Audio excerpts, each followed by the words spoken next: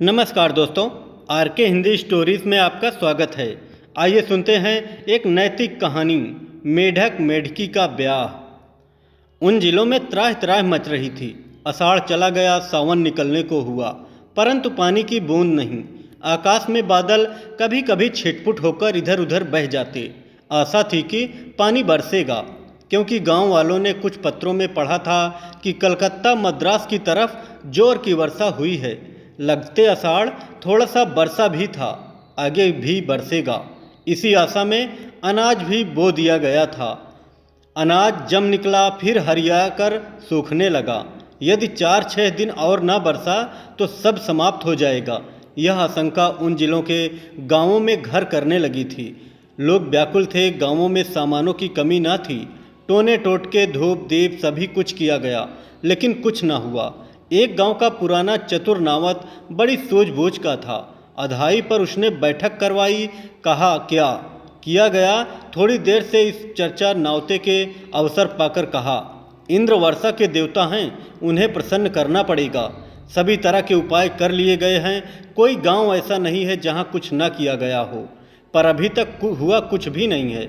बहुत से लोगों ने तरह तरह से कहा और उन गांवों के नाम लिए। होम हवन, सत्यनारायण कथा, बकरों मुर्गों का बलिदान इत्यादि किसी किसी ने फिर सुझाए, परंतु नावते की एक नई सूझ अंत में सबको माननी पड़ी। नावते ने कहा, बरसात में ही मेढक क्यों इतना बोलते हैं, क्यों इतने बढ़ जाते हैं? कभी किसी ने सोचा है?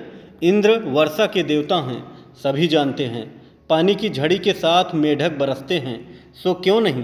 कोई किरानी कह देगा कि मेढक नहीं बरसते, बिल्कुल गलत। मैंने खुद बरसते देखा है। बड़ी जांद या किसी बड़े बर्तन को बरसात में खुली जगह रख कर देख लें। सांझ के समय रख दो, सवेरे बर्तन में छोटे छोटे मेढक मिल जाएंगे। बात यह है कि इंद्र देवता को मेढक बहुत प्यारे हैं। वे जो रट लगाते हैं तो इंद्र की जय जयकार करते हैं। अधाई पर बैठे लोग मुंह ताक रहे थे कि नावते जी अंत में क्या कहते हैं।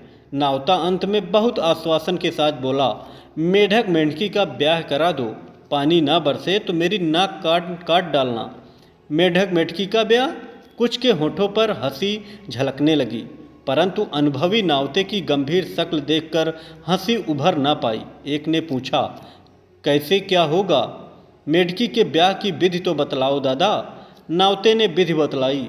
वैसे ही करो मेढक मेढकी का ब्याह, जैसे अपने यहाँ लड़के लड़की का होता है। सगाई, फलदान, सगुन, तिलक, आतिशबाजी, भांवर, जौनार सब धूमधाम के साथ हो, तभी इंद्रदेव प्रसन्न होंगे। लोगों ने आकाश की ओर देखा। तारे टिमटिमा रहे थे। बादल का धब्बा भी वहाँ न था। पानी ना बरसा तो मर मिटेंगे। ढोरों बैलों का क्या होगा? बढ़ी हुई निराशा ने उन सबको भयभीत कर दिया।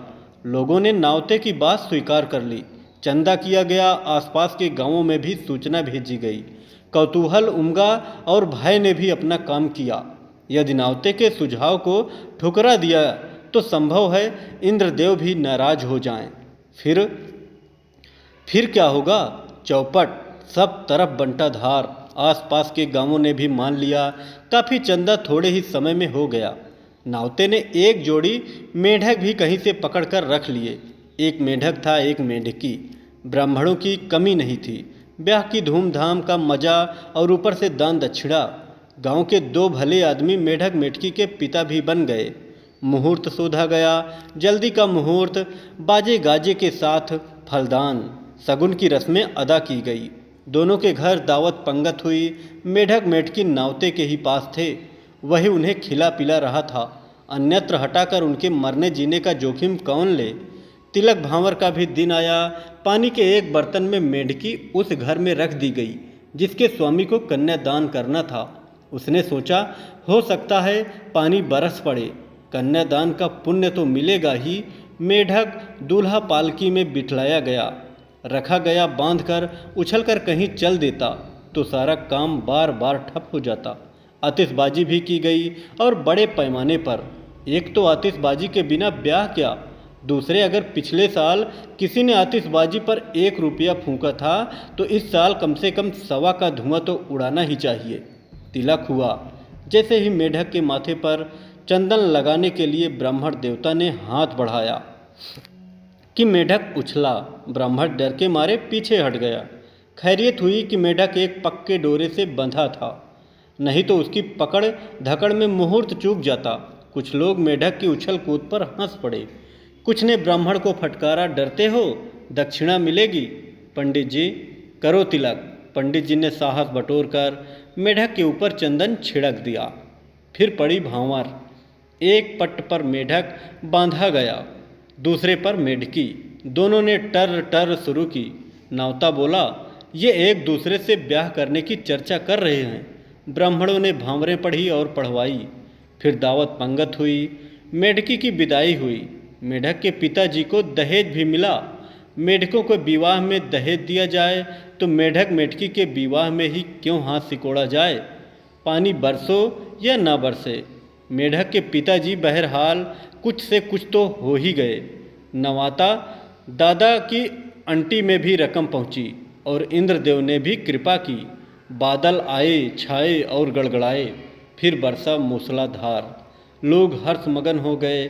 नावते की धाक बैठ गई। कहता फिर रहा था, मेरी बात कभी खाली नहीं हो गई। इंद्रदेव प्रसन्न हो गए ना। पानी बरसा और इतना बरसा कि रुकने का नाम नहीं ले रहा था। नाले चढ़े, नदियों में बाढ़ आई, पोखरे और तालाब उमड़े। कुछ तालाबों के बांध टूट गए, खेतों में पानी भर गया, सड़कें कट गई, गांवों में पानी तरंगे लेने लगा। जनता और उसके ढोर डूबने उतराने लगे। बहुत से तो मर भी गए। संपत्ति की भारी हानि हो गई। 8-10 दिन के भीतर ही भीषण बर्बादी हुई। इंद्रदेव के बहुत हाथ पैर जोड़े, वह ना माने। लोग कह रहे थे कि इससे तो वह सूखा ही अच्छा था। फिर नावते की शरण पकड़ी गई। अब क्या हो, उसका नुस्खा तैयार था। बोला, कोई बात नहीं, सरकार ने तलाक कानून पास कर दिया है। मेढक मेढकी की तलाक कराए देता हूँ, पानी बंद हो जाएगा। पर मेढकों का वह जोड़ा कहाँ मिलेगा? लोगों ने प्रश्न किया। नावते का उत्तर उसकी जेब में ही था। उसने चट से कहा, मेरे पास हैं। कहाँ से आया, कैसे? प्रश्न हुआ।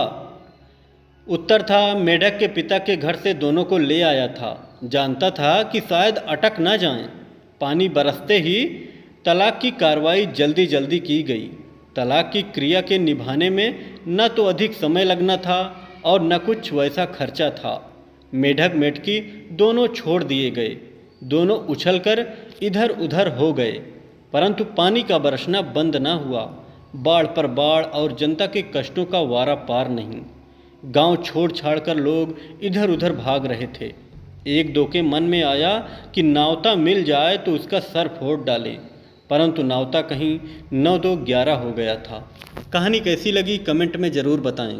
कहानी अच्छी लगे तो कृपया चैनल को ज़रूर सब्सक्राइब करें व वीडियो को लाइक करें।